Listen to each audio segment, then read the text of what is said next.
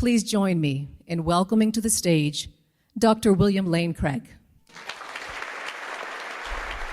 Thank you, Beth. Thank you very much. I want to begin by thanking Ratio Christi for the invitation to speak tonight at the University of Tennessee, and I'm grateful for your attendance as well. As a professional Christian philosopher, I believe that the hypothesis that God exists as revealed by Jesus of Nazareth makes sense of a wide range of the data of human experience. And tonight I want to share with you some of these data. In the time that we have together tonight, I want to present 4 arguments in support of Christian theism. Now, in order to make these arguments easy to understand, I'm going to be showing some animated videos that we've developed at Reasonable Faith that you can download free of charge on our website, reasonablefaith.org. So, number 1, God makes sense of the origin of the universe. Our first video explains how the scientific evidence for the origin of the universe points beyond the universe to its ground in a transcendent creator.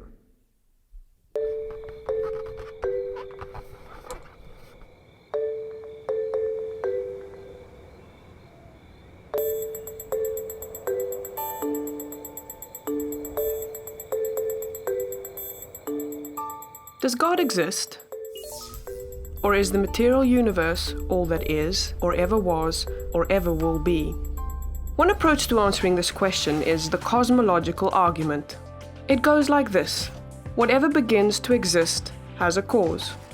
The universe began to exist, therefore, the universe has a cause. Is the first premise true? Let's consider. Believing that something can pop into existence without a cause is more of a stretch than believing in magic. At least with magic, you've got a hat and a magician. And if something can come into being from nothing, then why don't we see this happening all the time? No, everyday experience and scientific evidence confirm our first premise. If something begins to exist, it must have a cause. But what about our second premise? Did the universe begin, or has it always existed? Atheists have typically said that the universe has been here forever. The universe is just there, and that's all. First, let's consider the second law of thermodynamics. It tells us the universe is slowly running out of usable energy, and that's the point. If the universe had been here forever, it would have run out of usable energy by now. The second law points us to a universe that has a definite beginning. This is further confirmed by a series of remarkable scientific discoveries. In 1915, Albert Einstein presented his general theory of relativity. This allowed us, for the first time, to talk meaningfully about the past history of the universe. Next, Alexander Friedmann and George Lemaitre, each working with Einstein's equations, predicted that the universe is expanding. Then in 1929, Edwin Hubble measured the red shift in light from distant galaxies. This empirical evidence confirmed not only that the universe is expanding, but that it sprang into being from a single point in the finite past. It was a monumental discovery, almost beyond comprehension. However, not everyone is fond of a finite universe, so it wasn't long before alternative models popped into existence. But one by one, these models failed to stand the test of time. More recently, 3 leading cosmologists, Arvin Bord, Alan Guth, and Alexander Vilenkin, proved that any universe which has on average been expanding throughout its history cannot be eternal in the past, but must have an absolute beginning. This even applies to the multiverse, if there is such a thing. This means that scientists can no longer hide behind a past eternal universe. There is no escape. They have to face the problem of a cosmic beginning. Any adequate model must have a beginning, just like the standard model. It's quite plausible then that both premises of the argument are true. This means that the conclusion is also true. The universe has a cause. And since the universe can't cause itself, its cause must be beyond the space-time universe. It must be spaceless, timeless, immaterial, uncaused, and unimaginably powerful, much like God. The cosmological argument shows that, in fact, it is quite reasonable to believe that God does exist.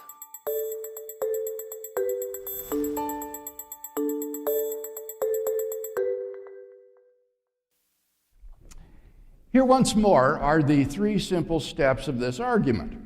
1, whatever begins to exist has a cause. 2, the universe began to exist. 3, therefore, the universe has a cause. As explained in the video, the Born-Guth-Vilenkin theorem proves that classical space-time, under a single, very general condition, cannot be extended to the infinite past, but rather must reach a boundary at some time in the finite past. Now, either there was something on the other side of that boundary or not. If not, then that boundary just is the beginning of the universe. If there was something on the other side, then it will be a region described by the yet-to-be-discovered theory of quantum gravity. In that case, Vilenkin says, that region will be the beginning of the universe. Either way, the universe began to exist.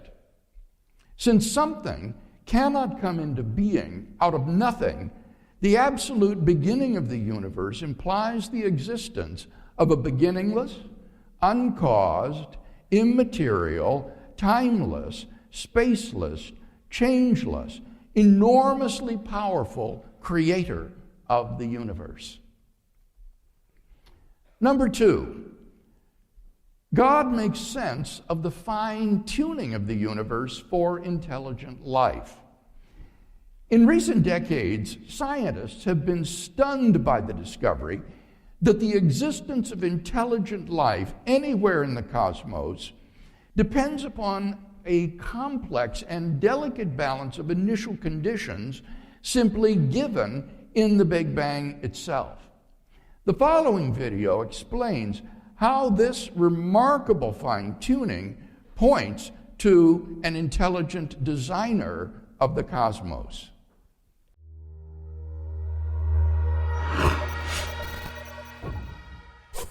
From galaxies and stars, down to atoms and subatomic particles, the very structure of our universe is determined by these numbers.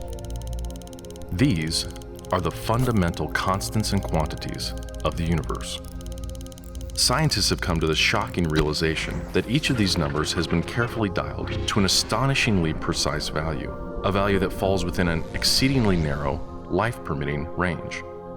If any one of these numbers were altered by even a hair's breadth, no physical, interactive life of any kind could exist anywhere. There'd be no stars, no life, no planets, no chemistry. Consider gravity, for example. The force of gravity is determined by the gravitational constant. If this constant varied by just 1 in 10 to the 60th parts, none of us would exist. To understand how exceedingly narrow this life-permitting range is, imagine a dial divided into 10 to the 60th increments. To get a handle on how many tiny points on the dial this is, compare it to the number of cells in your body, or the number of seconds that have ticked by since time began. If the gravitational constant had been out of tune by just one of these infinitesimally small increments, the universe would either have expanded and thinned out so rapidly that no stars could form and life couldn't exist, or it would have collapsed back on itself with the same result: no stars, no planets, and no life. Or consider the expansion rate of the universe. This is driven by the cosmological constant. A change in its value by a mere 1 part in 10 to the 120th parts would cause the universe to expand too rapidly or too slowly. In either case, the universe would, again, be life-prohibiting. Or, another example of fine-tuning. If the mass and energy of the early universe were not evenly distributed to an incomprehensible precision of 1 part in 10 to the 10 to the 123rd, the universe would be hostile to life of any kind. The fact is, our universe permits physical, interactive life only because these, and many other numbers, have been independently and exquisitely balanced on a razor's edge. Wherever physicists look, they see examples of fine-tuning. The remarkable fact is that the values of these numbers seem to have been very finely adjusted to make possible the development of life. If anyone claims not to be surprised by the special features that the universe has, he's hiding his head in the sand. These special features are surprising and unlikely. What is the best explanation for this astounding phenomenon? There are 3 live options. The fine-tuning of the universe is due to either physical necessity, chance, or design. Which of these options is the most plausible? According to this alternative, the universe must be life-permitting. The precise values of these constants and quantities could not be otherwise. But is this plausible? Is a life-prohibiting universe impossible? Far from it. It's not only possible, it's far more likely than a life-permitting universe. The constants and quantities are not determined by the laws of nature. There's no reason or evidence to suggest that fine-tuning is necessary. How about chance? Did we just get really, really, really, really lucky? No. The probabilities involved are so ridiculously remote as to put the fine-tuning well beyond the reach of chance. So, in an effort to keep this option alive, some have gone beyond empirical science and opted for a more speculative approach, known as the multiverse. They imagine a universe generator that cranks out such a vast number of universes that, odds are, life-permitting universes will eventually pop out. However, there's no scientific evidence for the existence of this multiverse. It cannot be detected, observed, measured, or proved. And the universe generator itself would require an enormous amount of fine-tuning. Furthermore, small patches of order are far more probable than big ones. So the most probable observable universe would be a small one, inhabited by a single, simple observer. But what we actually observe is the very thing that we should least expect: a vast, spectacularly complex, highly ordered universe, inhabited by billions of other observers. So even if the multiverse existed, which is a moot point, it wouldn't do anything to explain the fine-tuning. Given the implausibility of physical necessity or chance, the best explanation for why the universe is fine-tuned for life may very well be it was designed that way.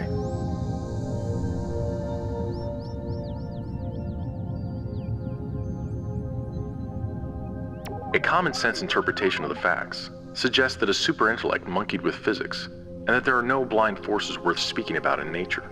The numbers one calculates from the facts seem to me so overwhelming as to put this conclusion almost beyond question.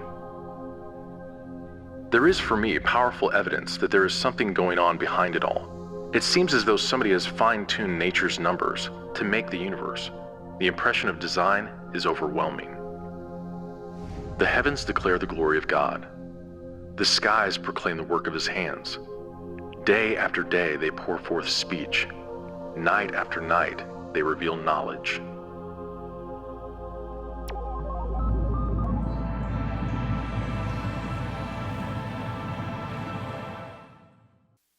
Examples of fine-tuning in the video are all up-to-date, accurate, and well-established.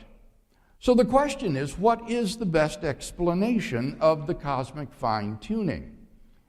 There are 3 live options in the literature on fine-tuning: physical necessity, chance, or design. So, our argument can be formulated in 3 simple steps. 1, the fine-tuning of the universe is due to either physical necessity, chance, or design.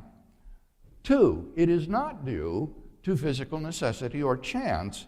3, therefore, it is due to design. As the video explains, the only serious alternative to design is the multiverse chance hypothesis.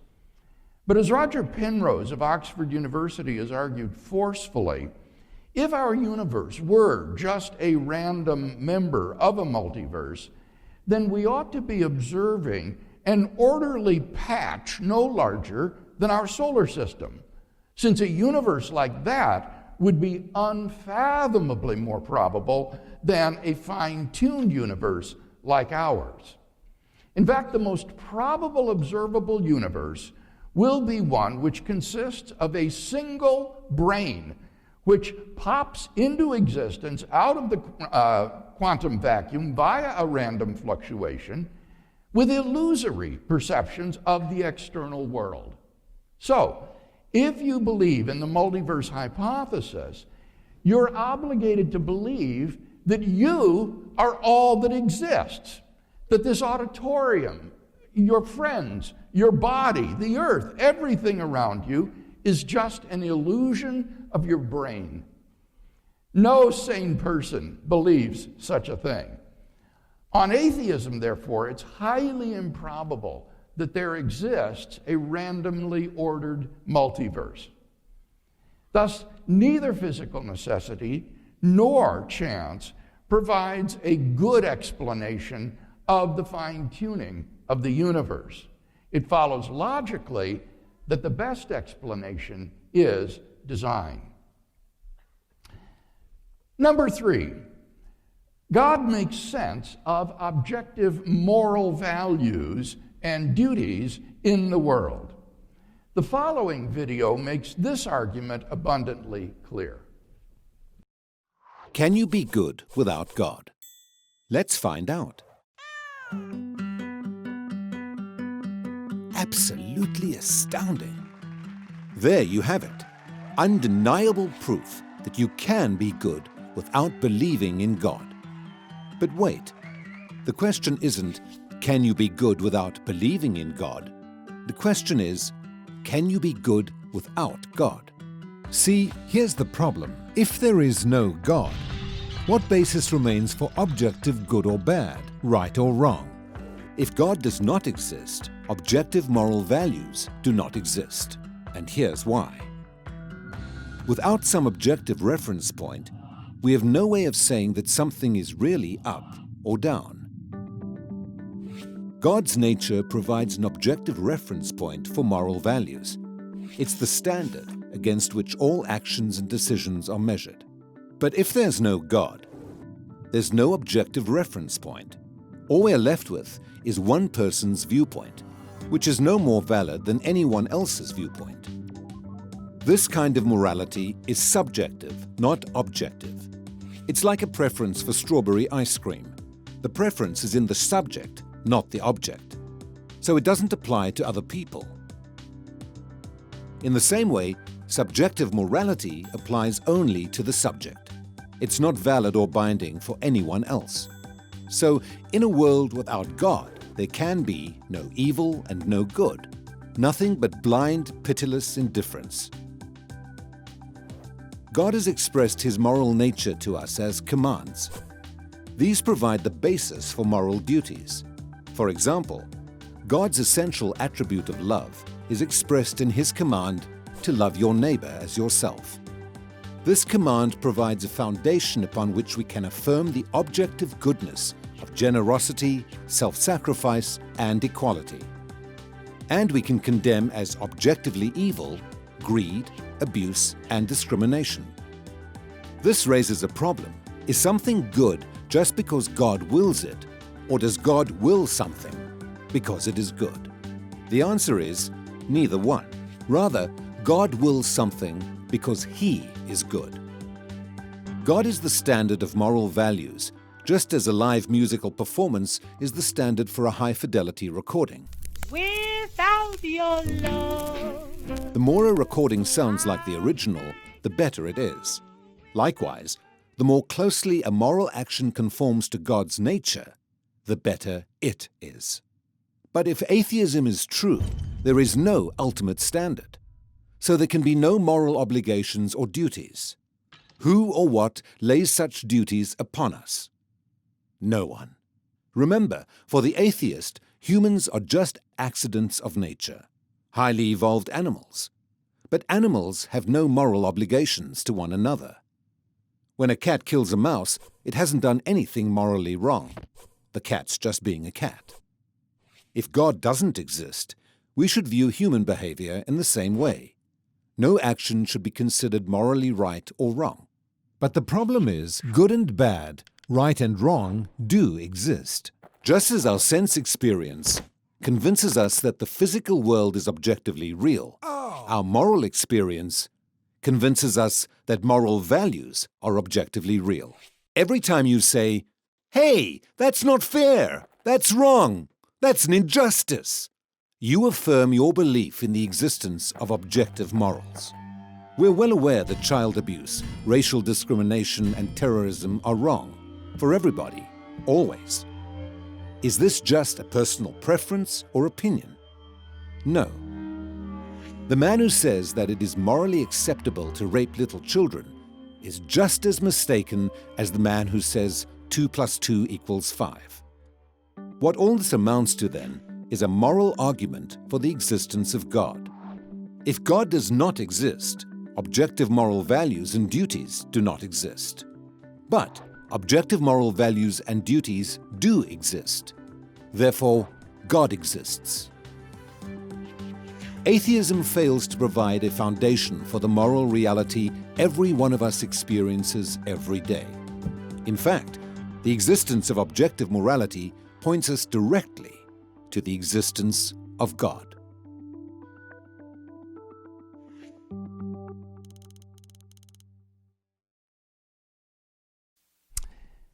Again, this argument can be very simply formulated. 1, if God does not exist, objective moral values and duties do not exist. 2, objective moral values and duties do exist.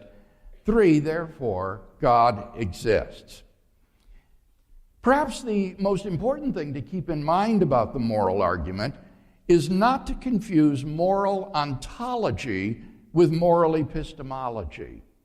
Now, what do I mean by that? Moral ontology has to do with the objective reality of moral values and duties. Moral epistemology has to do with how we come to know moral values and duties. The moral argument makes no claim whatsoever about how we come to know moral values and duties. The argument is wholly about moral ontology, the grounding of objective moral values and duties in reality. So, epistemological objections based on how we come to know about moral beliefs are irrelevant. From the two premises, it follows logically that God exists. Now, the arguments surveyed thus far this evening give us a perfectly good personal creator and designer of the universe. This already narrows down the field of the world's great religions to the monotheistic faiths, such as Judaism, Christianity, Islam, and deism.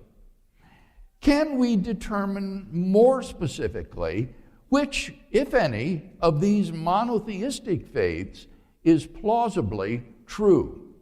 Well, that leads to my fourth point. 4, God makes sense of the historical facts concerning Jesus of Nazareth. The historical person, Jesus of Nazareth, was a remarkable individual. New Testament critics have reached something of a consensus that the historical Jesus came on the scene with an unprecedented sense of divine authority, the authority to stand and speak in God's place. That's why the Jewish leadership instigated his crucifixion on the charge of blasphemy. He claimed to be the long-awaited Jewish Messiah, the unique Son of God, and the divine human Son of Man prophesied by the Old Testament prophet Daniel. He claimed that in himself the kingdom of God had come, and as visible demonstrations of this fact, he carried out a ministry of miracle working and exorcisms. But the supreme confirmation of his claims was his resurrection from the dead. If Jesus did rise from the dead, then it would seem that we have a divine miracle on our hands, and thus evidence for God's decisive self-revelation in Jesus. Now, most people probably think that the resurrection of Jesus is something you just believe in by faith or not. But there are actually 3 established facts recognized by the majority of New Testament historians today, which I believe are best explained by the resurrection of Jesus. Namely, his empty tomb, his post-mortem appearances, and the origin of the disciples' belief in his resurrection. The following video animation explains some of the evidence in support of these 3 facts. Why was Jesus of Nazareth crucified? Because he made outrageous claims about himself. He claimed to be the one and only Son of God. Why would anyone take his claim seriously? Well, that all depends. If Jesus actually rose from the dead, then his claim to be God's unique Son carries considerable weight. On the other hand, if the resurrection never actually happened, then Jesus may be safely dismissed as just another interesting but tragic historical figure. Did Jesus rise from the dead? As we explore this question, we need to address 2 further questions. What are the facts that require explanation? And which explanation best accounts for these facts? There are 3 main facts that need to be explained: the discovery of Jesus' empty tomb, the appearances of Jesus alive after his death, and the disciples' belief that Jesus rose from the dead. Let's examine each of these. Fact number 1. The discovery that Jesus' tomb was empty is reported in no less than 6 independent sources. And some of these are among the earliest materials to be found in the New Testament. This is important because when an event is recorded by 2 or more unconnected sources, historians' confidence that the event actually happened increases. And the earlier these sources are dated, the higher their confidence. Moreover, the Gospels indicate that it was women who first discovered that Jesus' body was missing. This is likely historical because in that culture, a woman's testimony was considered next to worthless. A later legend or fabrication would have had men make this discovery. Our confidence in the empty tomb is further increased by the response of the Jewish authorities. When they heard the report that the tomb was found empty, they said that Jesus' followers had stolen his body, thereby admitting that Jesus' tomb was, in fact, empty. Most scholars, by far, hold firmly to the reliability of the biblical statements about the empty tomb. Fact number 2. The appearances of Jesus alive after his death. In one of the earliest letters in the New Testament, Paul provides a list of witnesses to Jesus' resurrection appearances. He appeared to Peter, then to the 12. Then he appeared to more than 500 brothers at one time. Then he appeared to James, then to all the apostles. Finally, he appeared also to me. Furthermore, various resurrection appearances of Jesus are independently confirmed by the Gospel accounts. On the basis of Paul's testimony alone, virtually all historical scholars agree that various individuals and groups experienced appearances of Jesus alive after his death. it may be taken as historically certain that Peter and the disciples had experiences after Jesus' death in which Jesus appeared to them as the risen Christ. Fact number 3. The disciples' belief in the resurrection. After Jesus' crucifixion, his followers were devastated, demoralized, and hiding in fear for their lives. As Jews, they had no concept of a Messiah who would be executed by his enemies, much less come back to life. The only resurrection Jews believed in was a universal event on Judgment Day after the end of the world, not an individual event within history. Moreover, in Jewish law, Jesus' crucifixion as a criminal meant that he was literally under God's curse. Yet somehow, despite all of this, the disciples suddenly and sincerely came to believe that God had raised Jesus from the dead. They were so completely convinced that, when threatened with death, not one of them recanted. Even the Pharisee Paul, who persecuted Christians, suddenly became a Christian himself, as did Jesus' skeptical younger brother, James. Some sort of powerful, transformative experience is required to generate the sort of movement earliest Christianity was. That is why, as an historian, I cannot explain the rise of early Christianity unless Jesus rose again, leaving an empty tomb behind him. These 3 firmly established facts cry out for an adequate explanation. How do you make sense of them? Down through history, various naturalistic explanations have been offered to explain away these facts. The conspiracy hypothesis, the apparent death hypothesis, the hallucination hypothesis, and so on. All of these have been nearly universally rejected by contemporary scholarship. The simple fact is that there is just no plausible naturalistic explanation of these 3 facts. The explanation given by the original eyewitnesses is that God raised Jesus from the dead. If it's even possible that God exists, then that explanation cannot be ruled out. For a God who is able to create the entire universe, the odd resurrection would be child's play.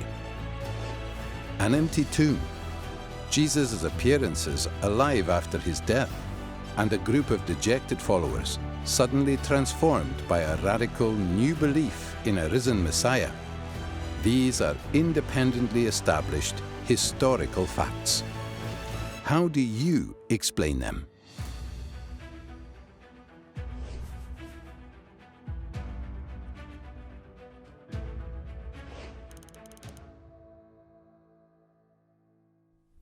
For review, the 3 facts which require explanation are these. Fact number 1, Jesus' tomb was found empty by a group of his women followers on the Sunday morning after his crucifixion. To be clear, the multiple independent sources attesting to the empty tomb are not the books of the New Testament, but rather the sources used by the writers of the New Testament in composing their books. Sources like the pre-Pauline formula quoted in 1 Corinthians 15, 3-5, the pre-Markan Passion story, Matthew's non-Markan source material, and Luke's non-Markan source material. Fact number 2, on separate occasions, different individuals and groups of people experienced appearances of Jesus alive after his death. These appearances were witnessed not only by believers, but also by unbelievers, skeptics, and even enemies. And fact number 3, the original disciples suddenly came to believe in the resurrection of Jesus, despite having every predisposition to the contrary.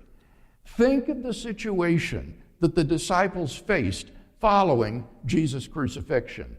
Number 1, their leader was dead. And Jewish messianic expectations included no idea of a Messiah who, instead of establishing God's kingdom and ruling over Israel's enemies, would instead be shamefully executed by them as a criminal.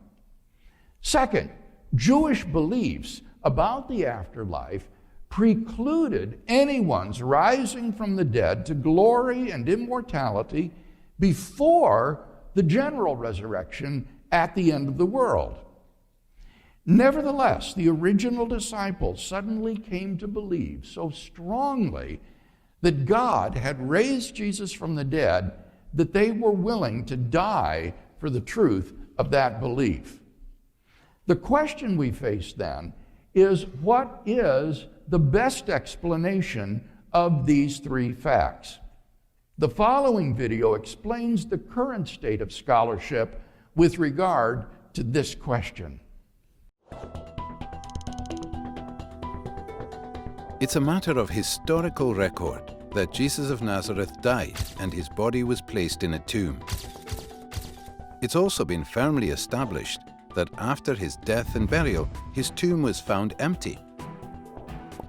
Various individuals and groups saw appearances of Jesus alive, and his disciples somehow became absolutely convinced that Jesus had risen from the dead.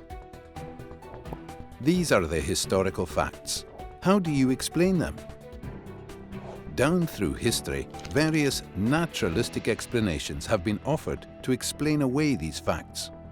Let's examine the four most popular ones. First, the conspiracy theory. According to this view, the disciples faked the resurrection. They stole Jesus' body from the tomb and then lied about seeing Jesus alive, thereby perpetrating the greatest hoax of all time. However, this theory faces overwhelming objections. It's hopelessly anachronistic. It looks at the disciples' situation through the rear-view mirror of Christian history, instead of from the standpoint of a first-century Jew. Jews had no concept of a Messiah who would be defeated and executed by Israel's enemies, much less rise from the dead.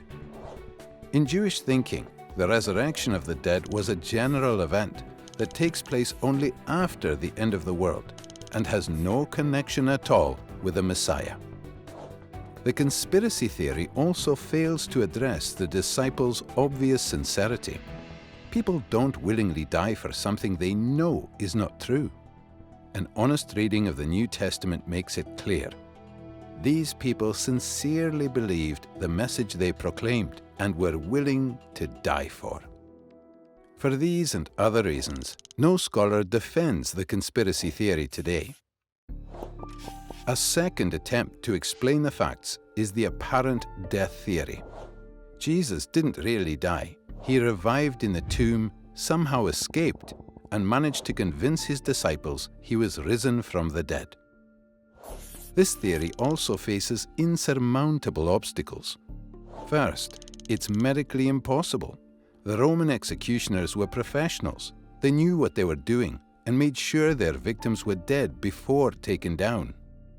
Moreover, Jesus was tortured so extensively that even if he was taken down alive, he would have died in the sealed tomb.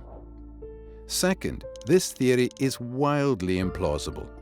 Seeing a half-dead man who crawled out of the tomb, desperately in need of bandaging and medical attention, would hardly have convinced the disciples that he was gloriously risen from the dead. As a result, no New Testament historians defend this theory today. A third explanation is the displaced body theory. Perhaps Joseph of Arimathea placed Jesus' body in his tomb temporarily because it was convenient. But later, he moved the corpse to a criminal's common graveyard. So, when the disciples visited the first tomb and found it empty, they concluded that Jesus must have risen from the dead. Once again, this theory cannot make sense of the facts. Jewish laws prohibited moving a corpse after it was interred, except to the family tomb. What's more, the criminal's graveyard was located close to the place of execution, so that burial there would not have been a problem. Also, once the disciples began to proclaim Jesus' resurrection, Joseph would have corrected their mistake. So, once again, no current scholars endorse this theory. Finally, the hallucination theory.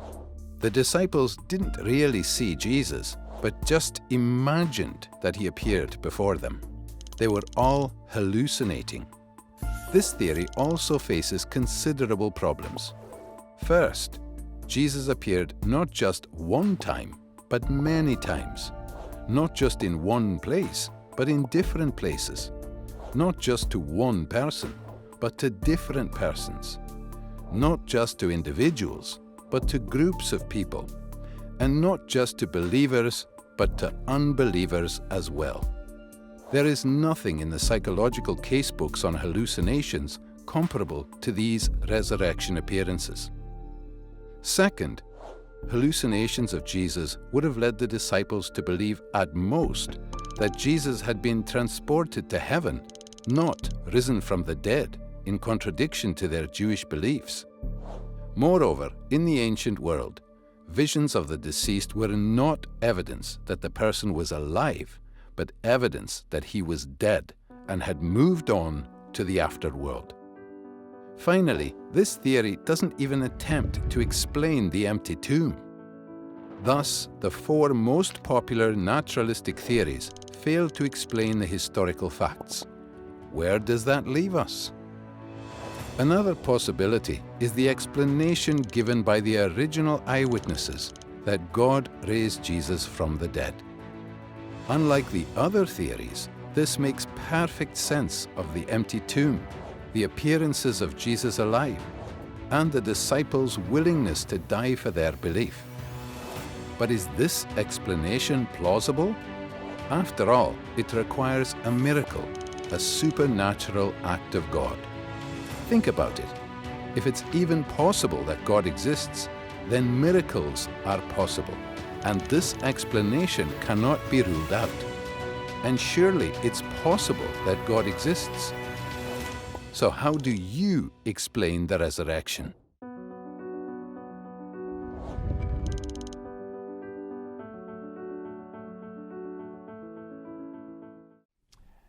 Naturalistic attempts to explain the empty tomb, the post-mortem appearances, and the origin of the disciples' belief in Jesus' resurrection have been almost universally rejected by contemporary scholarship. The simple fact is that there just is no good naturalistic explanation of these three facts. Therefore, it seems to me that the Christian is amply justified in believing that Jesus rose from the dead and so was who he claimed to be. But that entails that the God revealed by Jesus is real. We can summarize this argument as follows. 1, there are three established facts concerning the fate of Jesus of Nazareth: the discovery of his empty tomb, his post-mortem appearances, and the origin of the disciples' belief in his resurrection.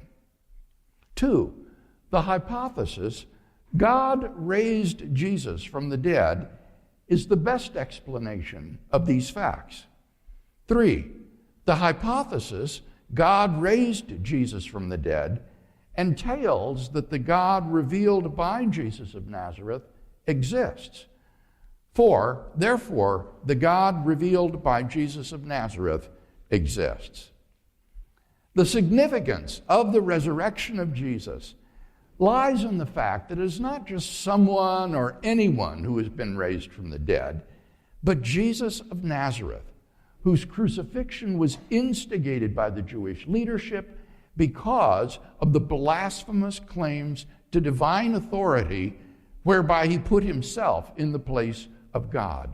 If this man has been raised from the dead, then the God whom he had allegedly blasphemed has publicly vindicated those claims. The resurrection of Jesus is God's imprimatur, confirming that Jesus was who he claimed to be. But that entails that Jesus holds the key to the door of eternal life. Jesus said, "I am the resurrection and the life. He who believes in me, though he die, yet shall he live." And what is eternal life? Jesus said, "And this is life eternal, that they might know you, the only true God, and Jesus Christ, whom you have sent." If you want to discover the eternal life and the relationship with God that you were created to have, then you need to trust your life to Jesus Christ as your Savior and your Lord.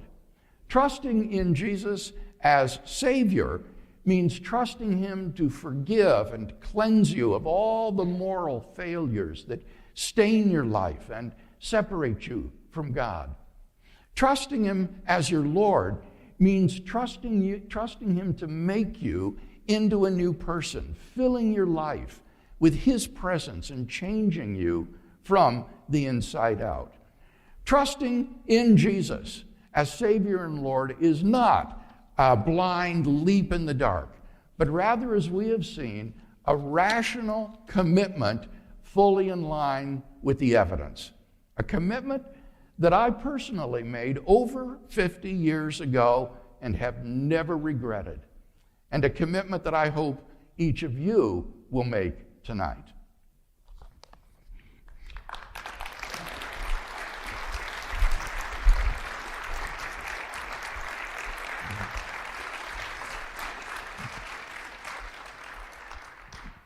Thank you so much, Dr. Craig. I always enjoy hearing you speak, and I love those videos every time I see them.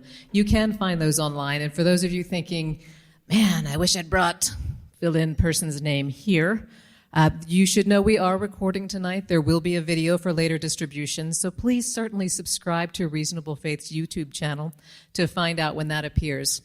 Now, for those of you interested, here in a few minutes, Dr. Craig will be fielding questions from the audience, but first, the nature of this type of discussion tends to draw a lot of examination, as it should, and we often hear certain challenges from those who disagree. These kinds of challenges make for fantastic little sound bites, but there's usually a lot of layers there that are being ignored, and it can take a little longer to actually pick them apart and find out where the problems are than it does to simply state the challenge to begin with.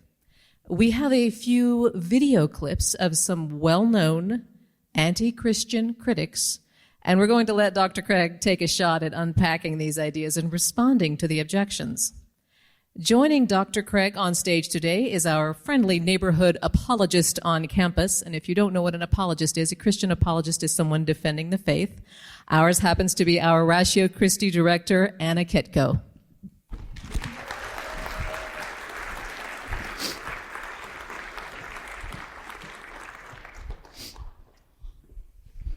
Good evening. Nice to see everybody. We have a running joke because every time we do one of these events, I'm super pregnant. So bear with me. Thank you, Dr. Craig. It's nice to see you again. We appreciate you. Now, as confessing Christians here at Ratio Christi and Reasonable Faith, it matters that we attempt to practice what we preach. And since this Bible here with us tonight is so very precious to us, we would be remiss to ignore the significant passages commanding us to engage the questions that are posed to us and defending the hope that we have in our Savior with kindness and respect. So that's what we're going to do now, beginning with the 4 biggest anti-Christian voices in our culture, and then moving on to inviting questions from you, the public. So let's go ahead and get started with a doozy. Astrophysicist and Neil deGrasse Tyson. Do you believe in God? Me? Creator? Yeah, so I'm, the more I look at the universe, just the less convinced I am that there is something benevolent going on. So if your concept of a creator is someone who's all powerful and all good, that's not an uncommon pairing of powers that you might ascribe to a creator. All powerful and all good. And I look at disasters that afflict Earth and life on Earth. volcanoes, hurricanes, tornadoes, earthquakes, disease, pestilence, congenital birth defects. You look at this list of ways that life is made miserable on Earth by natural causes. And I just ask, how do you deal with that? So philosophers rose up and said, if there is a God, God is either not all powerful or not all good. I have no problems if, as we probe the origins of things, we bump up into the bearded man. If that shows up, we're good to go. Okay? Not a problem. There's just no evidence of it. And this is why religions are called faiths, collectively. Because you believe something in the absence of evidence. That's what it is. That's why it's called faith. Otherwise, we would call all religions evidence. But we don't, for exactly that reason. So I'm given what everyone describes to be the properties that would be expressed by an all-powerful being in the gods that they worship. I look for that in the universe and I don't find it. So I remain unconvinced. But if you've got some good evidence, bring it, bring it, okay? And so I don't lead with that information because what I believe should be irrelevant to anyone. It's not about me. It's about the real world. I was about to say the trilemma got Neil deGrasse Tyson. What do you think? Well, he actually raises two objections to belief in God. The first is what philosophers call the problem of evil, whether moral evil in the world or physical suffering. And he focuses on that second, natural evil, as it's called. Then the second assertion is that there's no evidence for God's existence. Now, I think we can dismiss the second objection immediately based upon what I've shared tonight. I think so. Tonight, I've shared three good arguments for thinking that a personal creator and designer of the universe exists, and Dr. deGrasse Tyson hasn't responded to those arguments. Right. I would want to add, though, however, that I think his definition of faith is mistaken. This is how an unbeliever defines faith, believing in something without any evidence. But that's not how believers define faith. I would say that faith is trusting in what you have good reason to think is true. Faith is trusting in what you have good reason to think is true. And faith in that sense is not at all incompatible with evidence. On the contrary, once you have good reason to think that something is true, then you will face the question, now, am I going to trust in this? Am I going to trust in God, for example? So I do not find the second argument that he gives at all persuasive. Now, what about the first one? The argument that he states based on evil is an example of the logical version of the problem of evil.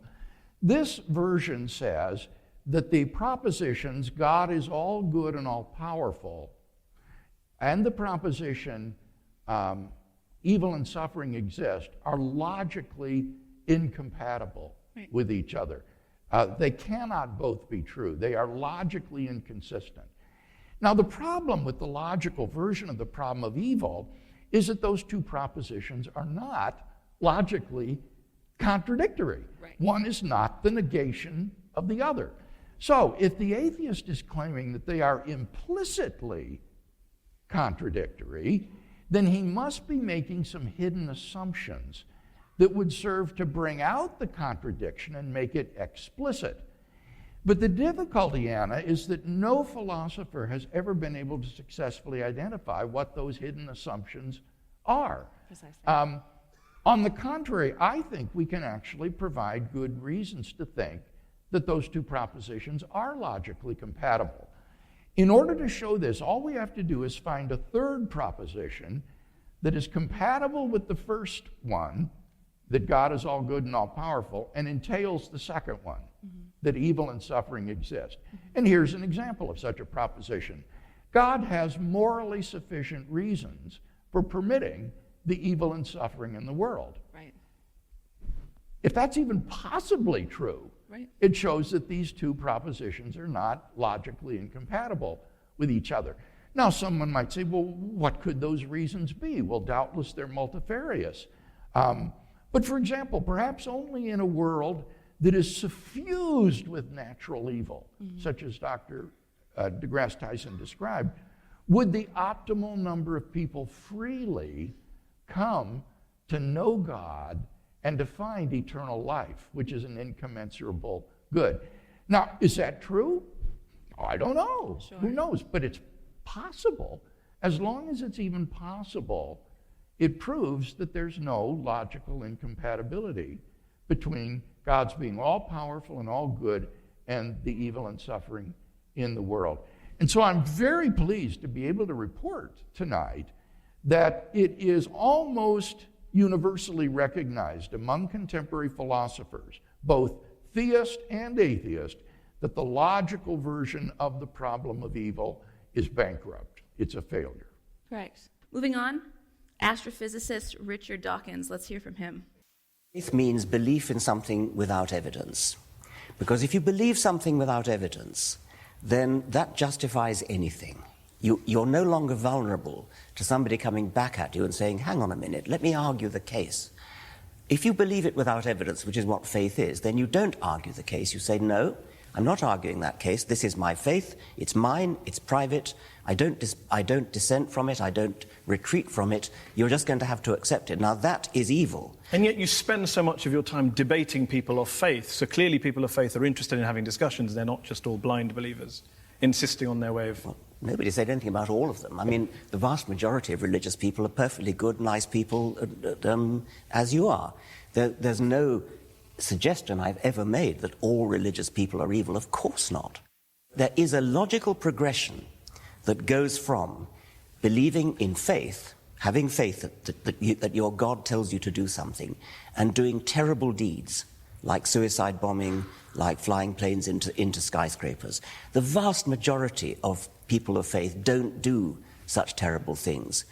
But those people who do terrible things do it believing that they are righteous and good, and they think that they're doing the will of their God. So they're not evil people, they're actually good people by their own lights. They believe they're doing good things, and that's why religion is evil, because it can make you do evil things, believing that they are good. Richard Dawkins actually contradicts himself in this very clip. Yeah. On the one hand, he says, believing in something by faith inevitably leads to violence and moral atrocities. Exactly. When the other fellow challenges him, he says, oh, well, this doesn't happen in the majority of cases of religious believers. They live good lives. Well, which is it? Exactly. Does believing something by faith lead inevitably to moral atrocities? Or is it in fact the case that the vast majority of religious believers lead good and decent lives? Mm-hmm. It's corrupt religion that leads to violence and atrocities, not religion as such. So Dawkins' comments are logically incoherent. He's contradicting himself in the very clip. Now, I've already commented on this definition of faith as believing in something without evidence. But I want to add an additional wrinkle here. Dawkins is quite mistaken when he says that if you believe in something by evidence, when he says if you believe in something without evidence, right, then that makes you impervious to reason and to refutation. And that is demonstrably mistaken. A person who believes simply by faith in something has no good grounds for believing it. And so that person is actually more vulnerable to rational attack and criticism than the person who has good reasons for what he believes. Mm-hmm. And you see this happen in Christian churches and youth groups all the time. Sure, here on campus too. Yeah, you all hear kids in high school or college who've been raised on emotional worship experiences in church. They've never been taught the grounds for faith, and they are sitting ducks for that hostile high school teacher or university professor who presents good arguments against Christian theism. So it is demonstrably wrong to think that if you believe in something by faith, that makes you impervious to criticism and refutation. I would say exactly the opposite is, I would is too, true. and we're seeing this right now here. Hmm? We're seeing this right now here. Yeah. And all these kind folks who are here because they're here for the reasons for the hope that is in them, or to see the reasons for the hope that is in them. That's excellent. I agree completely. I was actually surprised by this video when Dawkins released it. It is surprising because, as I say, no one needs to refute what he says. He refutes himself. Exactly.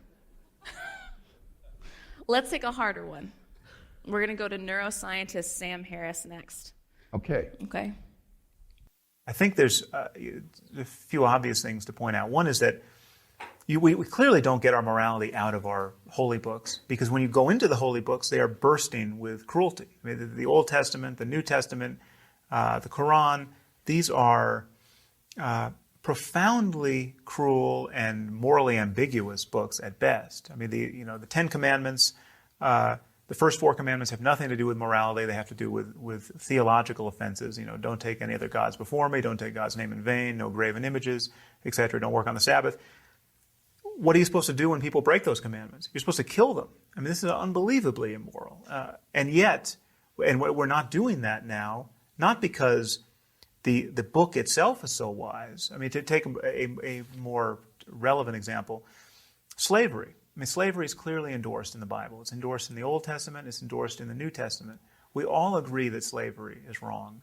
We conquered that ground morally through some very hard-fought conversations and also wars. Religion was of very little help in that. I mean, it's true that abolitionists were cherry-picking Scripture, trying to find ways to justify their project.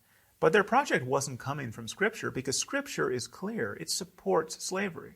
The evil of slavery is not recognized in the Bible, and it is certainly not repudiated in the Bible.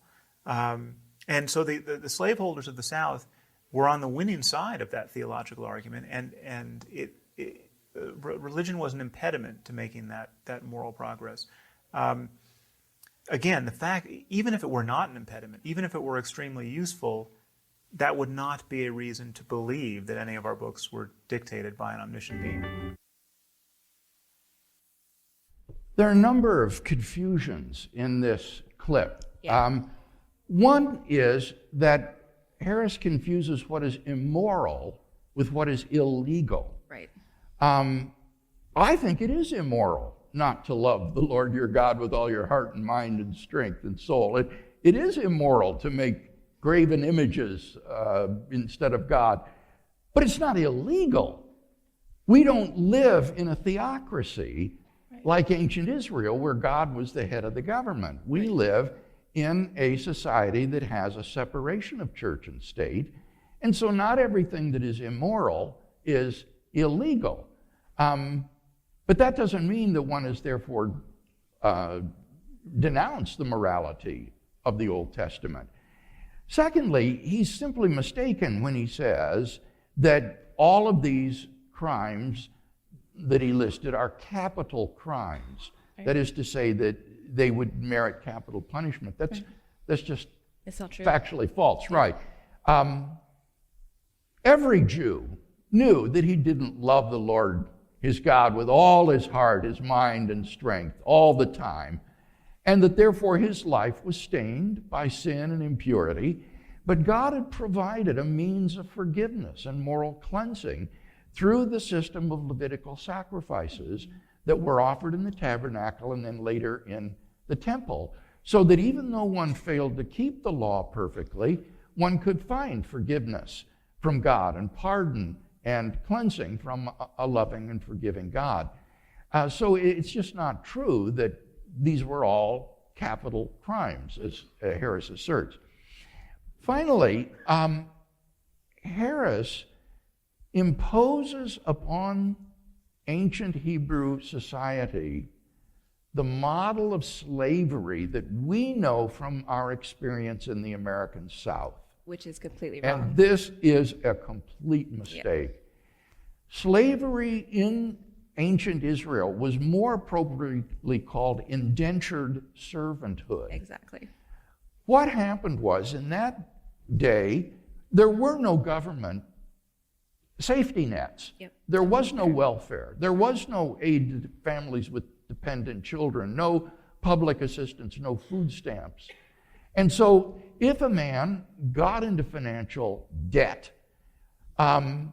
he could sell himself to the debtor, or the creditor rather, and work off his debt until he would be freed. Right. And by doing that, he could retain his dignity, he would work and earn a wage, and he would keep his family together. So this so-called slavery in the Old Testament is actually an anti-poverty program. Exactly. It's a way of helping someone who got into financial straits to keep his family together, to work off his debts, and to retain his dignity. And every 7 years in ancient Israel, all of the slaves had to be set free. Yes, there were tons of limitations on even bond servanthood that made it you could not stay that way for your entire life. Right, so that even if he hadn't completely worked off his debts, he still had to be freed after those 7 years. And what's remarkable, Anna, is when you look at our experience with the welfare state today in this country, I have to say, in some ways, ancient Israel's way of dealing with poverty was more effective than ours. Our welfare state has created a dependent class that perpetuates poverty and dependency into the second, the third generation. Yes. It has been horribly destructive to inner city families, particularly black families, and resulted in so many children living with single moms, because the aid to families with dependent children incentivizes splitting up the families. It robs men of their dignity and their self-respect in just giving them a dole rather than allowing them to earn a wage. And in contrast to that, in ancient Israel, a man would retain his dignity, he would work, he would keep his family together, and he could get out of debts. And so in some ways, this way of dealing with poverty was actually more effective than what we do today. The things that bothered me about this particular clip is, number one, I have a great deal of respect for Sam Harris. I review his material all the time.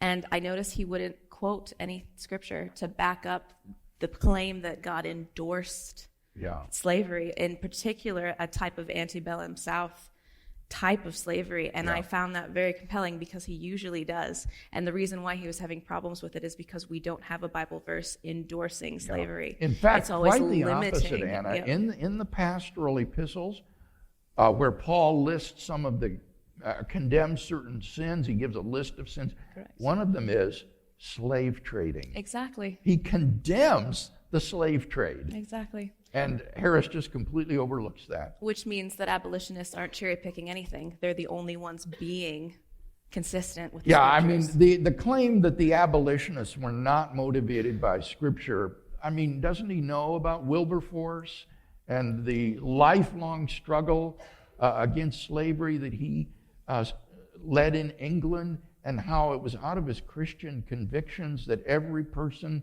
is created in the image of God and therefore endowed with intrinsic moral worth and basic human rights? Of course, this was rooted in a Judeo-Christian concept of human being. Exactly. We'll send him this recording and see what he says. Let's do one more before we open it up to audience Q&A. One of my favorite professors, Professor Barterman. Did you say pastors? My favorite professors. Oh, professors, okay. Yeah. He speaks like a pastor. Yeah, though. he You speaks watch. like a You pastor. watch. That's why I thought you said that. My first interest in this particular question about the accurate preservation of the Gospels started out when I was a student at Moody Bible Institute. At Moody Bible Institute, I believed, as did my professors, that the Bible is without error in the autographs. In other words, the originals of the New Testament did not have mistakes in them, even if subsequent copies of the New Testament may have mistakes in them. The problem is we don't have the originals of the New Testament. What we have are thousands of copies of the New Testament that were made, in most cases, centuries later. We don't have the originals. We have copies made centuries later. These copies that were made centuries later contain numerous mistakes, thousands of mistakes, tens of thousands of mistakes, hundreds of thousands of mistakes. This was a problem for me at Moody Bible Institute, and I decided that I wanted to learn more about the Greek manuscripts of the New Testament. I went to Princeton Theological Seminary to study with the foremost scholar in the field, Bruce Metzger. I devoted years of my life to this study. This has been the core of my research for the past 30 years. At some point, I came to the realization that my belief in the inerrancy of the autographs didn't make sense.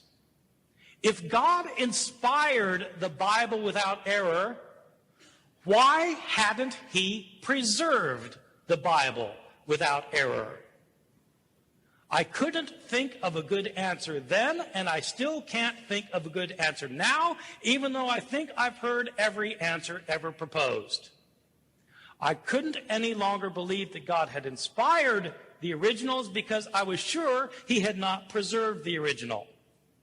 Let me tell you now what I think about this entire situation, which is that we cannot know whether the Gospels have been preserved accurately through the ages, and I'm going to try and illustrate with you by explaining how it worked. Take the Gospel of Mark. Whenever Mark was written, say it was written in the year 65 or in the year 70, in the city of Rome, say, I don't know where it was made. Whoever wrote Mark put it in circulation, and somebody copied the Gospel of Mark. Then somebody copied that copy, and somebody copied the copy of the copy. Then somebody copied the copy of the copy of the copy of the copy. And we don't have any of those copies.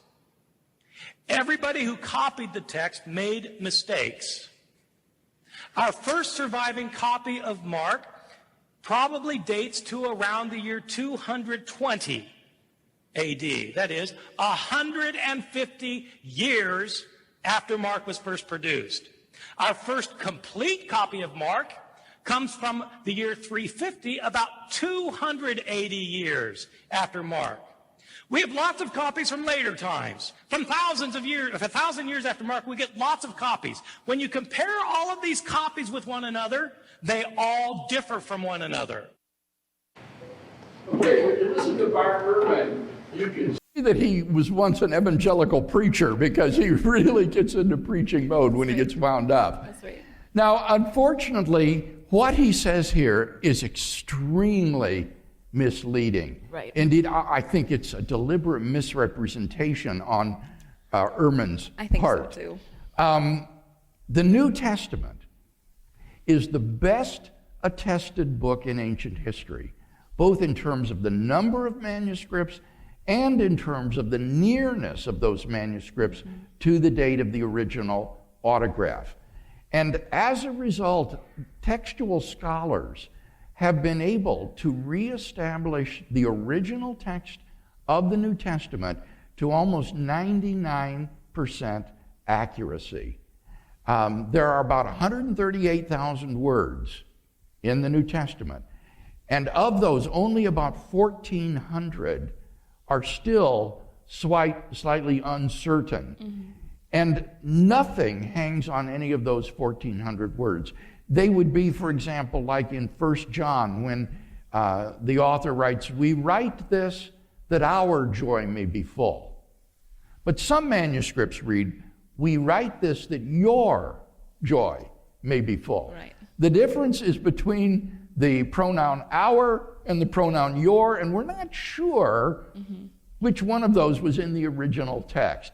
That's an illustration of the sort of trivialities that still remain uncertain in the text in the New Testament. And no Christian doctrine hangs upon any of these textual uncertainties. When I went to Wheaton, I took New Testament Greek so that I could read the Greek text in the original languages. And when I pick up my Greek New Testament and read the Gospel of Luke or Paul's letter to the Romans, I can be confident that I am reading with 99% accuracy the original words that Luke and Paul actually wrote. And for those words that are still uncertain, at the bottom of the page in the Greek New Testament, it will give you a list of the variants, and it will rank them as to which variants are most probably the reading in the original. Yeah. Now, here's the key thing, Anna. Bart Ehrman knows this. Exactly. He knows this, but he deliberately misrepresents the situation to unsuspecting laymen in order to be controversial and, frankly, I think, to sell popular level books. Probably. And so Ehrman's New Testament colleagues have made an interesting distinction between what they call scholarly Bart and popular Bart. Right. Scholarly Bart knows what I've said about the text of the New Testament being 99% accurate. But popular level Bart is writing these sensationalist books and misrepresenting the situation to laymen in order to gain money and reputation. Right. I heard Ehrman on a radio program called the Lutheran Hour in 2008 that was so amusing because he was describing to the interviewer these hundreds of thousands of variants and all the copies of the copies of the copies that had been made, just as he did tonight. And at that point, the interviewer says to him, "Well, Dr. Ehrman, what do you think the text of the New Testament originally said?" Yeah. And Ehrman said, "Well, I don't know what you mean." Yeah. And the interviewer said, "Well, you said it's been changed and all these copiers. What did it originally say, do you think?" And Ehrman says, "Well, it says pretty much what it says today." Yeah. And the interviewer said, "But you said it's been changed." And he says, "Oh, well, we've been able to reconstruct the original text." Exactly. So he knows this, but he deliberately misrepresents the situation to unsuspecting lay people. All right. Now's your chance. That was our last skeptics question, which means we're going to be moving on to audience Q&A. I thought about asking Dr. Craig to define solipsism and maybe have a little discussion about truth. But then you talked about there being no evidence for slavery in the Bible. And so I have to divert my plans. I don't believe anybody said no evidence for slavery in the Bible. We said there's no evidence for antebellum South slavery. Yes, what I said was that the we scriptures. shouldn't interpret slavery in the Old Testament. And you said 7 years and it was over, didn't you? I'm sorry? You said 7 years and it was over. Yes. Yeah, Okay. there are limitations. From Leviticus. Yes. Chapter 25, verse 44. Both thy bondsmen and thy bondsmaids, which thou shalt have, shall be of the heathen that are round about you, and of them shall ye buy bondsman and bondsmaid. Moreover, of the children of the strangers that do sojourn among you, of them shall ye buy, and of their families that are with you, which they begat in your land, and they shall be your possessions. And ye shall take them as an inheritance for your children, after you to inherit them for a possession. They shall be your bondsmen forever. But over your brethren, the children of Israel, ye shall not rule over one another with rigor. So, yeah, they would let Hebrews go, but they had slavery for a life just like antebellum South. What it's talking about there would be non-Israelite slaves. Why? Just like antebellum South, black people weren't good enough to be set like free. The antebellum South, which I've won my case here. Why don't we let others? A really good discussion of this issue is in Paul Copan's book, Is God a Moral Monster? Yeah. Where he has 2 chapters on so-called slavery in the Old Testament. And it's a real eye-opener to see the difference between this bond servanthood in ancient Israel and what went on in the American South. Pleasure to be here. My name is Chris, and I'm a historian. I teach here at Pellissippi. So to make a long question short, I myself identify as an evangelical who doesn't dissent from anything Dr. Craig has presented tonight. Okay. And I also believe in the Josh McDowellian titular slogan, evidence demands a verdict. Okay. The big problem I run into here teaching ancient human history to my students is that they are convinced that they have a binary choice to make and whether to believe in species evolution or the Bible. And I try in a secular setting to leave the doors open that will allow them to not see this as a binary choice within my secular duties and not tell them what to believe theologically. But why is it that in the Bible Belt people embrace the idea that evidence demands a verdict, but 60% of American evangelicals polled a few years ago do not believe in evolution, despite the overwhelming evidence? I don't see any incompatibility with contemporary evolutionary theory and Christian theology. I was just on a panel discussion in San Diego at the Evangelical Theological Society conference in November with Michael Murray and John Churchill and others, and I argued that there's no incompatibility between evolutionary biology and the notion that God is provident, that he's in control. In fact, I just wrote a question of the week for our website on this this morning. Again, reinforcing the point that when evolutionary biologists say that the mutations occur randomly, they don't mean by chance. They mean irrespective of the benefit to the host organism. And so the theory is entirely compatible with the mutations being caused directly by God even, with a design in mind and a purpose in mind. So I just don't see any problem, and I think the work of people like Francis Collins in this area have served to provide models of synthesis between Christian theology and evolutionary biology. Now, please, lest anybody misunderstand me, that's not to endorse the truth of evolutionary biology. I think that's a scientific question, but it's not a theological question. And so I don't think that you can evaluate it theologically. Thank you, Dr. Craig, for coming and speaking to us tonight. I enjoyed it. My question revolves around the problem of evil and theodicy. So I see a potential inconsistency with regard to the character of God and his goodness and his creating creatures. So God is love, according to 1 John, and God is also free to create, as you've argued for in the past.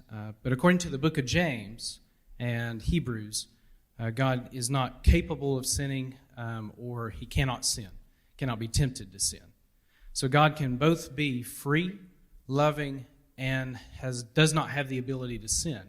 Right. So why does he create creatures who can be both loving and free, but yet can sin? Yeah, I think that it's very plausible that only God, a divine being, could be free and yet impossible to sin. You would have to have the very character of God himself, the holiness, the perfection of God, in order to be incapable of sinning. And so I don't think any creature could have that sort of character because he cannot be God. Follow-up question is, then I'm seeing maybe a potential defeater with regard to the resurrection. Okay. So at the resurrection, we no longer commit sin, no longer have a choice on sinning. We freely choose always to do good. Do you mean in heaven? In heaven or at the resurrection? I'm inclined to say that in heaven the freedom to sin will be removed. That when we have the vision of Christ, unalloyed in all his glory and beauty and majesty, this will be a vision so powerful, so attractive, that the freedom to sin will be removed. And so I see this life as a sort of veil of decision-making during which we've been created at an arm's length from God that permits the freedom to reject him. But when we go to heaven and that distance is removed, then I think the freedom to sin will also be removed. It would be like a gigantic electromagnet with iron filings in its presence, they would be just attracted, just irresistibly stuck to the huge electromagnet with no ability to fall away. And I strongly suspect that the vision of God, the vision of Christ in heaven, will be so powerfully attractive that the freedom to sin will be effectively removed. Final part of the question. So if in heaven we have like an electromagnetic pull to being good or always choosing the good, why didn't he start that way at the start? That's what I understood him to be saying. You're saying, why not just begin with the heavenly state, right? Well, and I think the answer to that is obviously because that state is a reward, a final state for those who have freely chosen to respond to God's love and to place their faith in Him. And so it requires this period of decision-making, as I say, before that final state is achieved. But to just begin that way would be to begin with robots, with marionettes that have never had any freedom to respond to God or not. Does that answer your question? I didn't botch it too bad by misrepresenting it. I was just, I hate to keep asking. But we don't think God's a robot, right? So God's not a robot in no, who because he is. As I said, being the standard of goodness Himself, being the paradigm of goodness, as the Moral Argument video explained, it's impossible for God to sin. But He does good freely in the sense that there are no external constraints upon Him. But we don't have that kind of character. I think we would have to be God in order to have that paradigmatic goodness and holiness. Thank you for taking so many questions. Thank you for the clarification. Over here, please. Thank you. I'm a pastor involved, 30-year pastor involved in the training of pastors, and my interest in apologetics flows from that. So I resonated very deeply, Anna, with something you said at the beginning, and I won't say it correctly, but it seemed like you alluded to a change in the last few years in the thought world of students. Right. And you characterized it as apatheism. Correct. So I've noticed the same thing from a pastoral standpoint. I deal with youth a lot, and I find that I feel like what I'm seeing now is the questions that were addressed tonight they're well addressed. My battle is very often getting my prospects to the point of even caring about those questions intellectually. So I guess I don't really know how to hone the question any better than to ask this. Would you be willing, Dr. Craig, to take a few moments and just address maybe worldview, sort of a broader or underlying worldview question? How do you address the person who comes to these questions with apathy? Or who doesn't come to the questions because he's apathetic. Well, and let me clarify just a little bit further. I feel like, from my own amateur's philosophical training, I feel like the apathy that the folks I'm dealing with, that they come with, is sponsored by certain philosophical pre-commitments. And I find that trying to get a handle on those and challenging those helps. But I'm doing it as a pastor and as an amateur and using Scripture, and I'm interested to hear what a philosopher of your credentials would say about those. My best shot at combating apatheism is the work that I've done on the absurdity of life without God. And I think that the atheistic existentialist philosophers like Sartre and Camus have done a brilliant job of analyzing the human predicament in a world in which God does not exist. They argue that life, in fact, becomes absurd. And I analyze that to mean that life has no ultimate meaning, no ultimate purpose, and no ultimate value. And using the work of the atheist philosophers themselves, you can show what a crisis results for human beings if there is no God. Moreover, I would argue that it's impossible to live happily and consistently within that framework. No one can live happily and consistently as though his life were purposeless, valueless, and meaningless. And so we find ourselves in a completely untenable situation. And I think that should motivate us to go back to square one and say, well, wait a minute, how can I be sure that God does not exist? Maybe there is a God after all, and maybe life does have meaning, value, and purpose. So this analysis of the human predicament doesn't show that God exists, but it shows how much it matters if God exists. And so if you look at the videos that are on our website, the one that leads off, the top of the list, is the one on the meaning of life. And it presents this argument to try to jar people out of their apathy into thinking about these things before even presenting any evidence for God. My understanding of Paul in the New Testament is that God doesn't really care about where you are in your station in life, whether you're a slave or a slave master, that he's concerned with the orientation of the heart. And so I think that what you presented was more questions to the atheists about how they come to their view of the world. Anthony Flew, who was a famous atheist from the 50s until, I guess, the 90s, was probably the Richard Dawkins of his time. And I'm a little bit late to the game, but he wrote a book in 2008 called There Is a God. And you debated him at the University of Wisconsin a while back, and I just wondered if you had any personal anecdotes or stories about Professor Flew, who went from being a world-recognized atheist from Oxford to finally admitting that there is a God. Yeah, I don't have any anecdotes about how he made that change, because at the time I debated him at University of Wisconsin in Madison, he was firmly committed to his atheistic view and did attempt to defend it in the debate.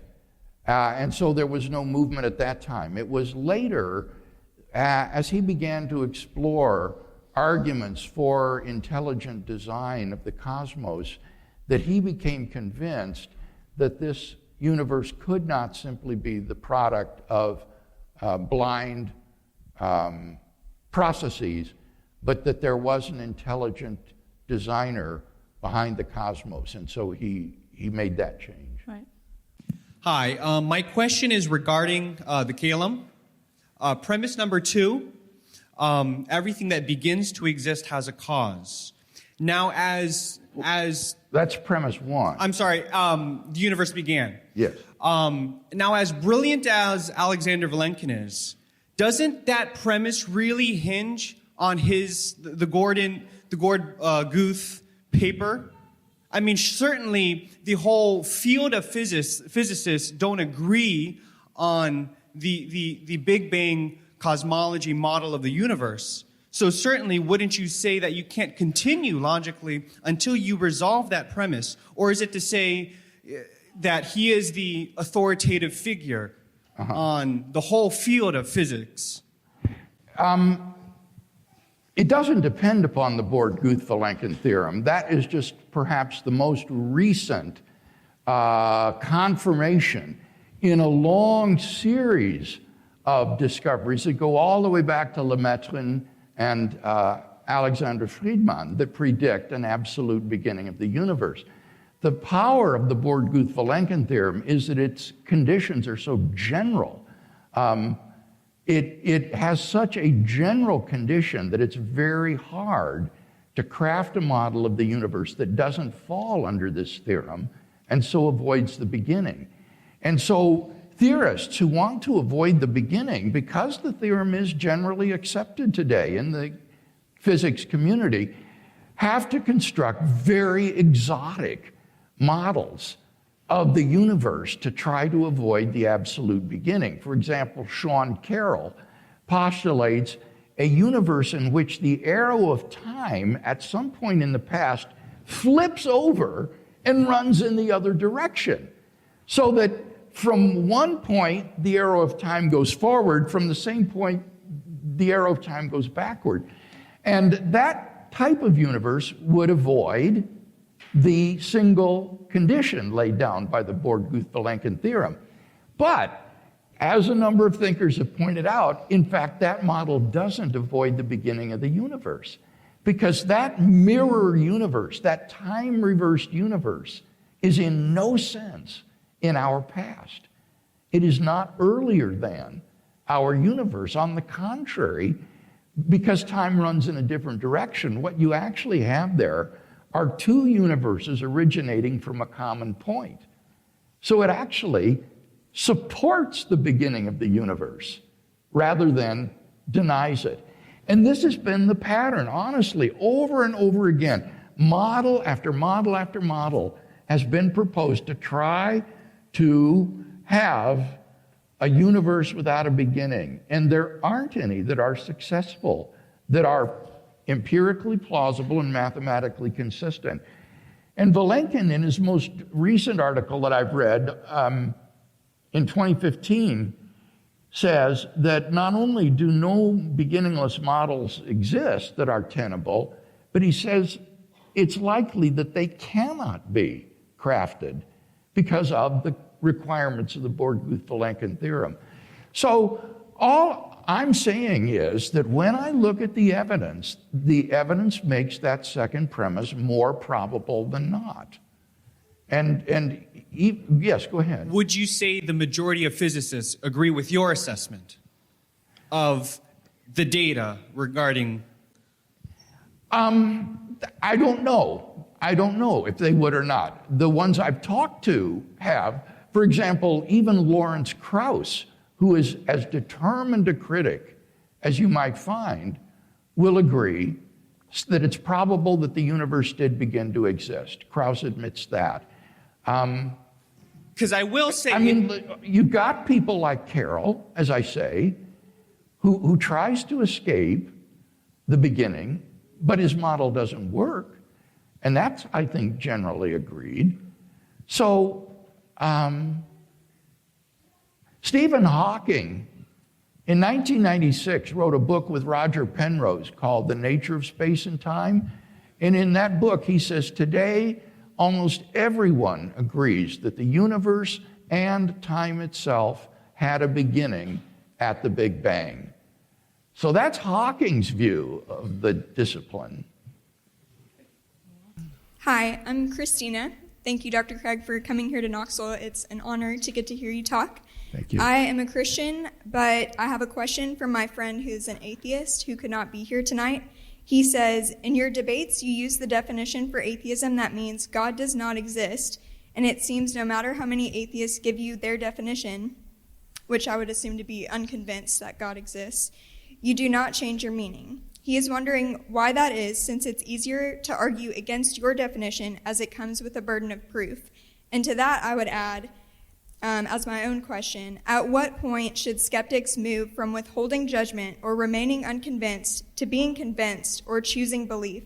And do we have any control over being convinced? The view that God does not exist. Correct. So that is the standard definition of the word among philosophers. That isn't idiosyncratic. It's these folks who want to reinterpret the word atheist to mean non-theist. And I think the incorrectness of that way of understanding atheism is so obvious in that non-theists include not just people who say God does not exist, but it also includes agnostics who say, I don't know if God exists. And it includes verificationists or positivists who say the question of God's existence is meaningless. Right. So the non-theist is not a single view. It includes traditional atheists, agnostics, and positivists. So the person who tries to shift or avoid bearing his share of the burden of proof by redefining the term atheist is just offering an idiosyncratic and, I think, ultimately untenable definition of the word. Even Anthony Flew, who was mentioned earlier tonight, who proposed that we redefine atheism to mean atheism, non-theism. Flew admitted that this is an unusual definition that goes against the way the word is normally understood. So your friend is just wrong about what this word traditionally means. Hey, Dr. Craig, I just had a question.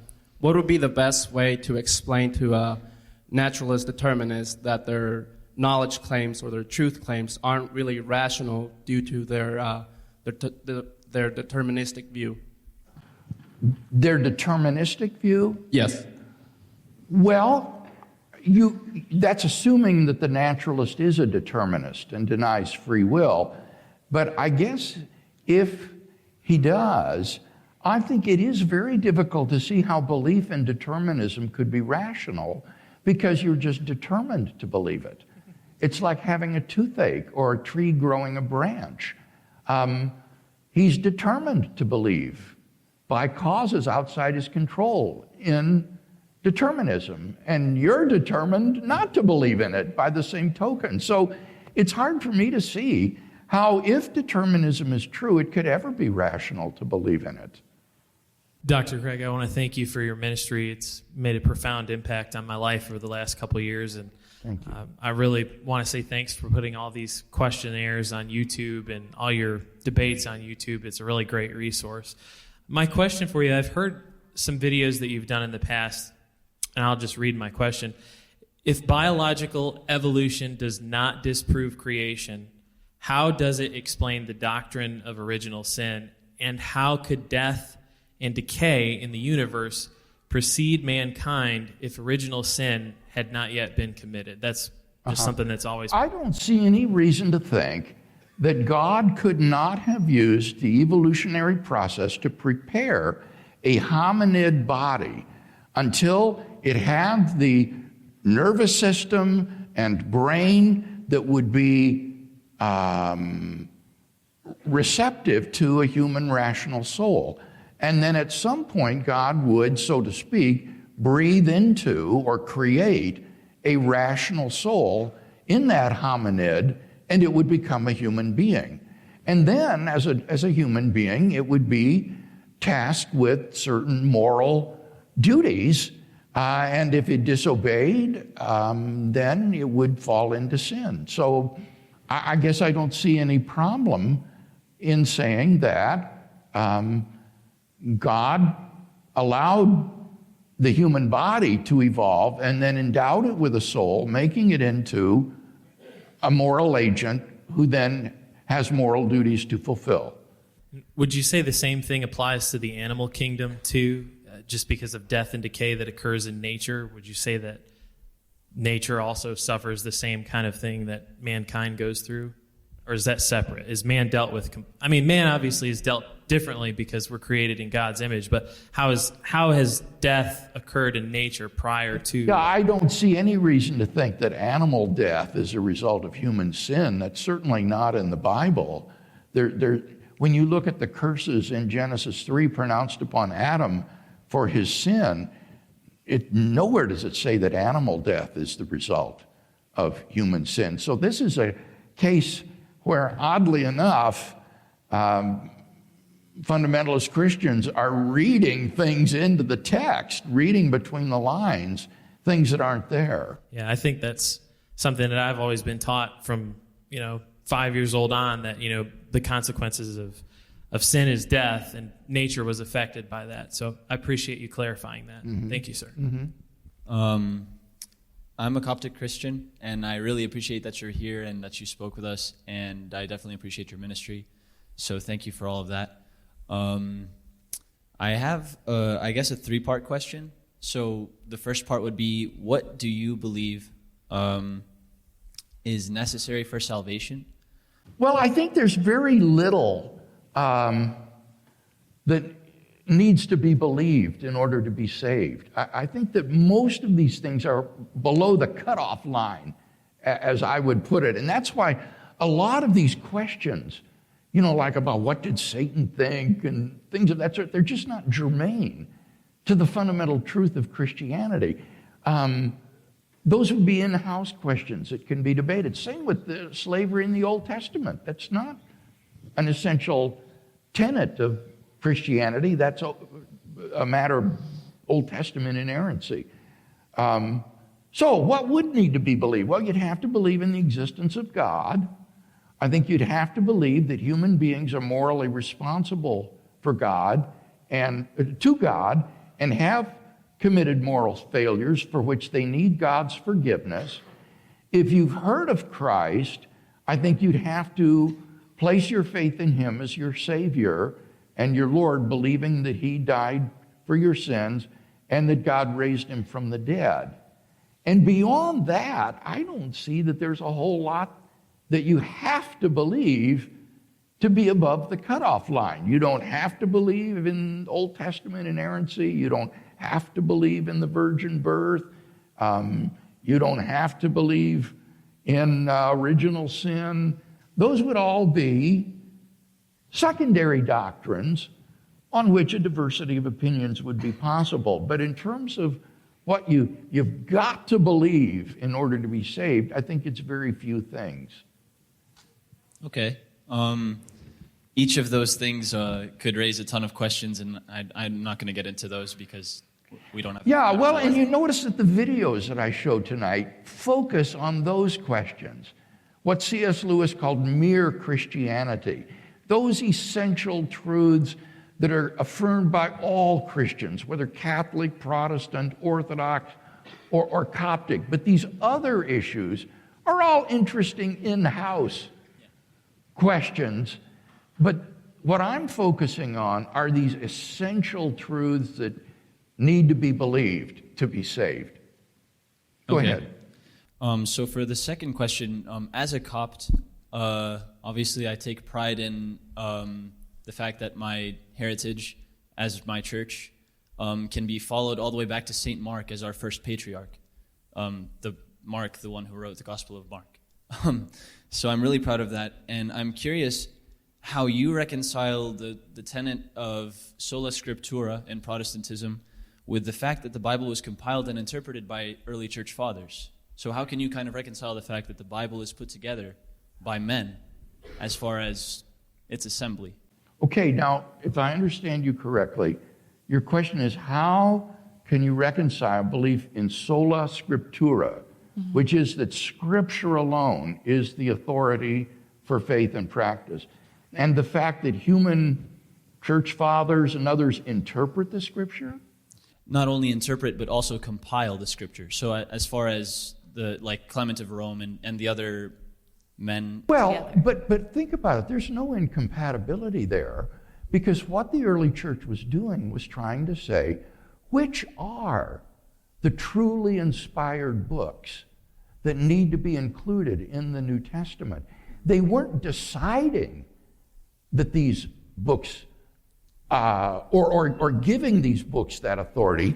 Rather, they were trying to discern it. Right. So there's not even an apparent incompatibility between saying that these books are solely authoritative for faith and practice, and that the early church discerned which books had that property of being so inspired. There's just not even an apparent incompatibility. My third and final question would be, how do you reconcile this lack of necessity on our part to behave a certain way? For instance, with the early church that practiced sacraments such as taking the Eucharist or baptism or other types of sacraments like those, how do you reconcile the fact that those practices in the early church have changed to this point as far as the way the Protestant church practices now? As I understand the situation, different Christians at different times and places could discern different moral duties that they had to fulfill, and it's up to you to ask yourself who was right. It's perfectly possible that the earlier ones were right and we're wrong, but it's also possible that they were ensnared in legalism and that modern views are right. So the fact that there's a diversity of opinions and a diversity of interpretations just doesn't do anything to show that there isn't any fact of the matter. Dr. Craig, I have a question about your cosmological argument. So if you say that the cause of the universe is conscious, right? Is what? Conscious? Yes. At most, the cosmological argument can lead you to a cause, but Yes. doesn't lead you to consciousness. However, the argument itself does not make sense because at the beginning of the universe, time began. So before time, cause is temporal, so asking what caused this doesn't really make any sense. It's like asking, what was your favorite color before you were born? Well, there cannot be, if time began at the Big Bang, then there isn't any state of affairs before it. That would be a self-contradiction, right? Because that would imply time before time. So what I've said is that God is timeless, sans creation, and in time from the moment of creation. And that's a perfectly consistent way of putting it. So I would say God is not chronologically prior to the universe. He's causally prior to the universe, but not chronologically. Now, if your argument is that consciousness is inherently temporal and therefore cannot exist timelessly, I would refer you to my book, Time and Eternity, the chapter on arguments for divine temporality, where I examine this claim that you cannot have an atemporal personal consciousness. And I think I show fairly convincingly there that there are no good arguments against timeless consciousness. So the main problem is that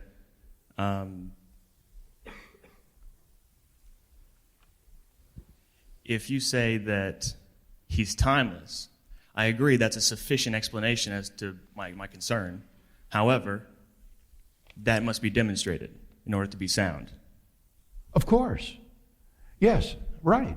And so I give arguments for this, that time and space began to exist, that you cannot have an infinite regress of temporal events, and that therefore there must be an absolutely first event.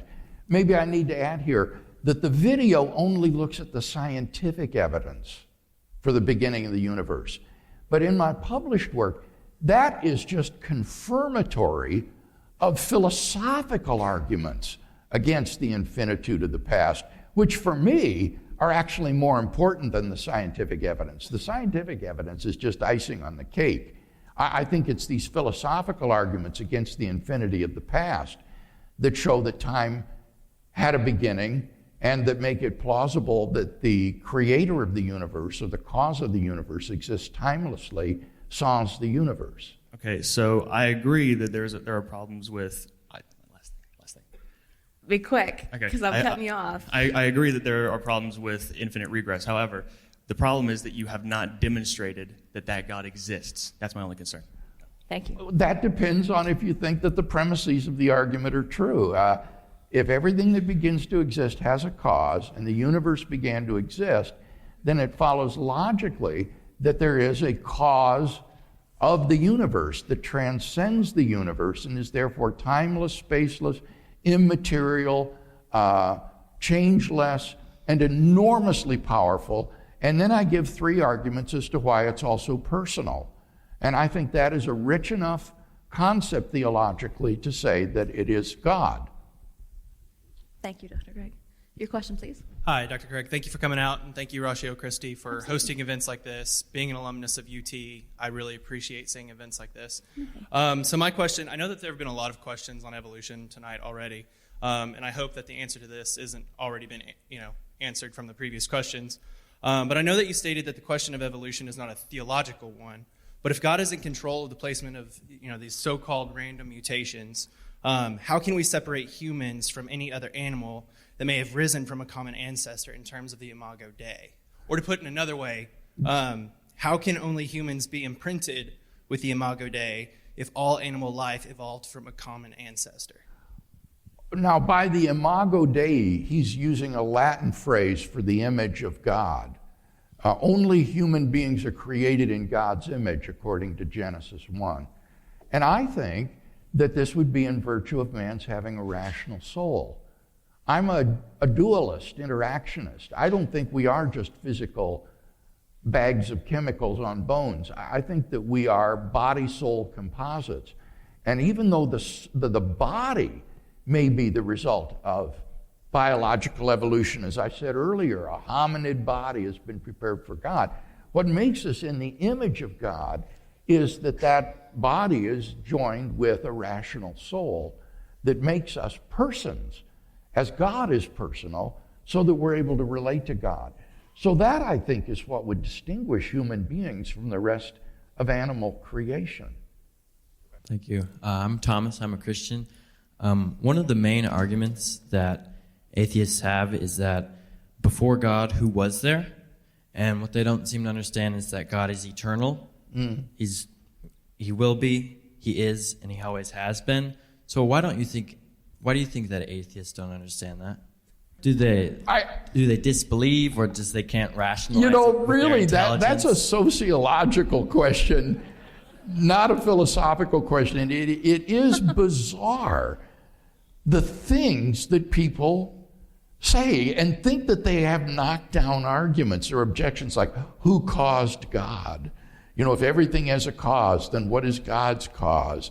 And they don't seem to understand. They've simply misrepresented the causal premise or misstated it. Or, as you say, there had to be something before God rather than thinking of God as timeless sans creation. I think it's just ignorance. Our popular culture is very, very ignorant of these things, and so easily led astray by slogans and easy arguments that are easily refuted for someone who knows traditional theology. So I'm a naturalist and an atheist, and I used to be a Baptist and was born, a Baptist, and I feel like brainwashed into the religion. And now I've escaped, and understanding secular humanism and the Golden Rule, I feel like the more that children understand science, the fewer will be terrified of eternal afterlife.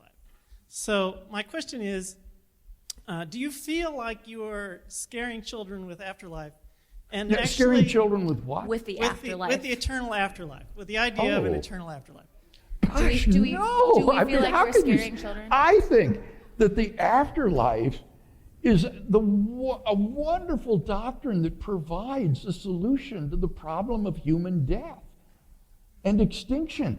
I mean, when you read, as I said, these existentialist philosophers like Sartre and Camus, it is the finality of death that puts a question mark behind human existence and makes us wonder, what is it all for?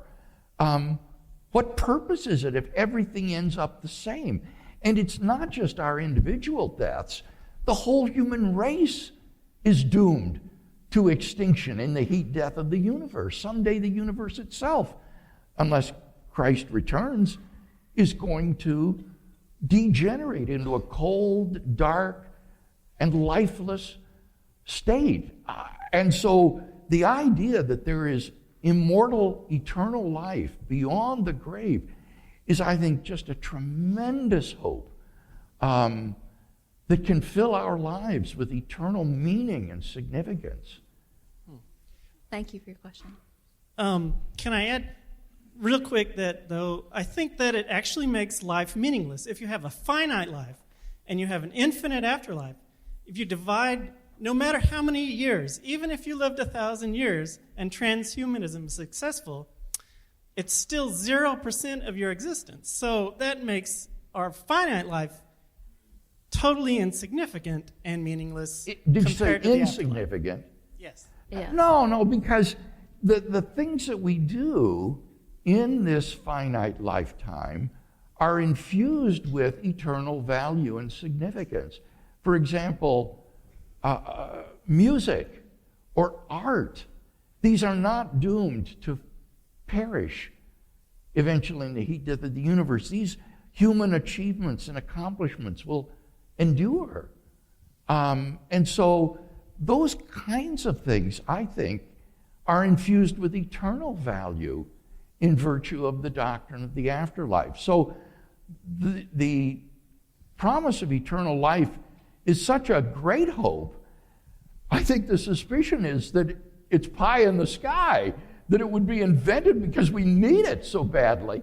And that's where the resurrection of Jesus is so remarkable, that we have in the resurrection of Jesus an actual historical event that provides a foundation for this wonderful hope of life beyond the grave. Have a wonderful evening, drive safely, and we will see you the next time at Ratio Christi Public Event.